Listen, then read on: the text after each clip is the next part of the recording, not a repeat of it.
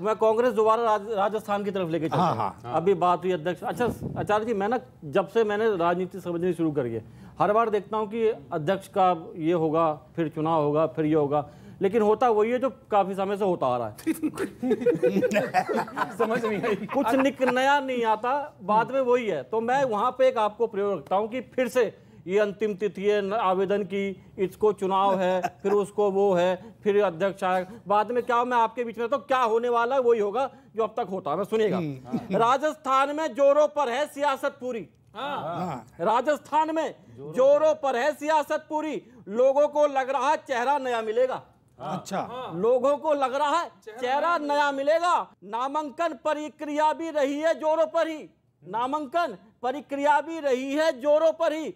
कईयों में अध्यक्ष पद का सपना सजेगा, कईयों में अध्यक्ष पद का सपना सजेगा। विधायक भी बट गए, डर भी नहीं रहे, विधायक भी बट गए, डर भी नहीं रहे। बोल रहे कुछ भी हो, पुष्पा नहीं झुकेगा। बोल रहे कुछ भी हो, पुष्पा नहीं झुकेगा। मैं नेताओं से क्या कहना चाहता हूं, बोल रहे कुछ भी हो, पुष्पा नहीं झुकेगा। कांग्रेस अध्यक्ष पद विवाद छोड़ दो, क्योंकि कांग्रेस अध्यक्ष पद विवाद छोड़ दो, क्योंकि गंगाधरी शक्तिमान था, है और रहेगा। गंगाधरी शक्तिमान था, है और रहेगा। अगले मैं आपकी तरफ लेके चलता हूं, देखिए क्या चल रहा है। अभी पार्टी से कुछ लोग दूर हो गए कांग्रेस से, वो अभी खुश होंगे ये स्थिति देखकर। अंतिम पंक्ति में आपको एक और वायरल चीज पे लेके जाऊंगा, वो स्थिति बड़ी देखी जाती थी। आपने टेली मार्केटिंग में अक्सर देखा होगा क्या होता था, सुनिएगा। छोड़ दिया साथ, हो गए हैं पार्टी से अलग। छोड़ दिया है साथ, हो गए हैं पार्टी से अलग। ऐसा न समझना कि मन से कलुष हूं। अच्छा, गंदा मैला कलुष हूं, ऐसा न समझना कि मन से कलुष हूं। एक ही नेतृत्व, बदलाव भी कोई नहीं है। एक ही नेतृत्व, बदलाव भी कोई नहीं है। तीर हैं अगर वो तो फिर मैं भी धनुष हूं। तीर हैं अगर वो तो फिर मैं भी धनुष हूं। हार पे हार फिर भी सुझाव पे बोले हमें, हार पे हार फिर भी सुझाव पे बोले हमें। पार्टी के लिए शायद सिर्फ मैं ही दुष्ट हूं, बुरा। पार्टी के लिए शायद मैं ही दुष्ट हूं। पार्टी विवाद पे गुलाम नबी बोलते होंगे अब, पार्टी विवाद पे गुलाम नबी बोलते होंगे अब। पहले मैं बहुत परेशान था, अब खुश हूँ। मैं बहुत परेशान था, अब खुश हूँ।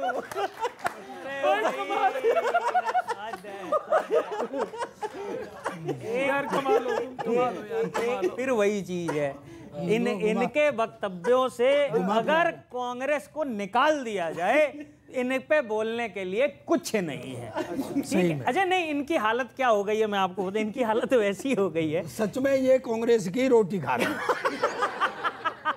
इनकी हालत वैसी हो गई है जैसे किसी जलसे में बीच में धड़ाम से कोई गिर जाए, लगी तो है जोर से लेकिन मुस्कुराते हुए खड़े रहना पड़ता है, वही हालत इनकी हो गई है। रुपया 80+ हो गया, ये इनको दिखाई नहीं दे रहा है, इनको दिख रहे हैं गुलाम नबी आजाद। अच्छी बात है, रुपया 80 हो गया, 80। हाँ, यही यही यही यही। अब क्या है साहब, देखो मतलब समझ गया। हाँ बस ये 100 करना चाह रहे हैं। वही मैं कह रहा हूँ। कोई बात कोई न समझे तो उसको समझाया जा सकता है, लेकिन अगर उसको डिफेंड करना पड़े तो क्या समस्या आती है। इन्होंने जो उदाहरण दिया मैं उसको बढ़ाता हूँ आगे। स्वागत है। खबर छपी कि रुपया गिरा तो भक्त बोले, देखो इस अखबार ने कितना झूठ लिखा, हम तो दिन भर सड़कों पे ही घूमते रहते हैं, हमें तो रुपया गिरा हुआ कहीं नहीं दिखा। ऑब्वियस, ये डिफेंड करेंगे, हमें तो रुपया गिरा हुआ कहीं नहीं दिखा। तो मैंने दूसरी तरफ से समझाने का प्रयास किया इनको। मैंने कहा रुपया कमजोर हुआ है, मतलब ये है कहने का। तो सिक्का दांत से दबाकर बोले ना, ये तो वैसा ही मजबूत है जैसा पहले था। एक भी बात गलत सुनो, बताओ। वैसा ही मजबूत है जैसा पहले था। मैंने कहा भाई रुपए की वैल्यू घटी है। तो बोले ये बात तुमने मन से गढ़ी है। 65 से 75, 75 से 80, कोई भी बता देगा इसकी वैल्यू बढ़ी है। हाँ बिल्कुल। कोई भी बता देगा इसकी वैल्यू बढ़ी है। तुम्हारे देखने का लेवल बहुत छोटा हो गया है। रुपया 14 से पहले कुपोषण से पतला था, अब 5 किलो फ्री अनाज खा के मोटा हो गया है। बहुत अच्छे। और अंतिम लाइन दे रहा हूं, आपको लग जाए कि देश की सच्चाई ये है तो एक एक युवा मेरा समर्थन करे। बोले अब 5 किलो फ्री अनाज खा के मोटा हो गया है और हमें किस बात की चिंता, खबर यहां से आए या वहां से, बेरोजगारों की जेब में रुपया है ही नहीं तो गिरेगा कहां से। क्या बात है। उनके तो जेब ही नहीं नहीं नहीं है।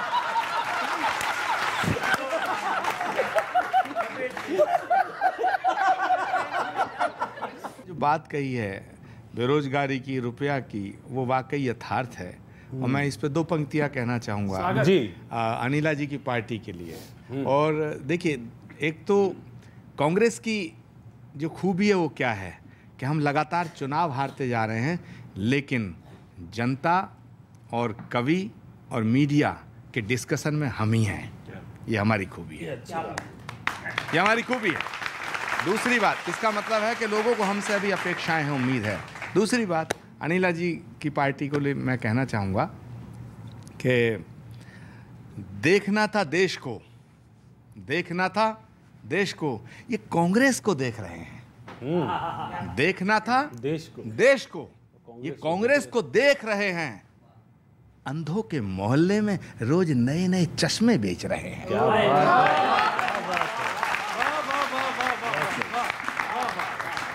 नहीं, अभी पांडे जी ने रुपये का विषय यहाँ पर उठाया तो इसकी भी प्रशंसा कर दीजिए कि जो रूबल और रुपया, इसके बीच में जो एक समझौता हुआ है, जो तेल आ रहा है वो रूबल में हम पे कर रहे हैं। ये पहले कभी नहीं हुआ, अभी हुआ।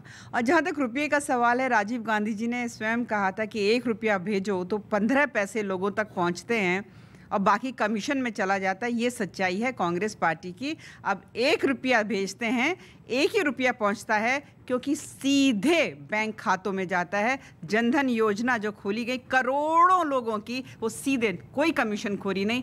ये बीजेपी और कांग्रेस में फर्क है जी। मैं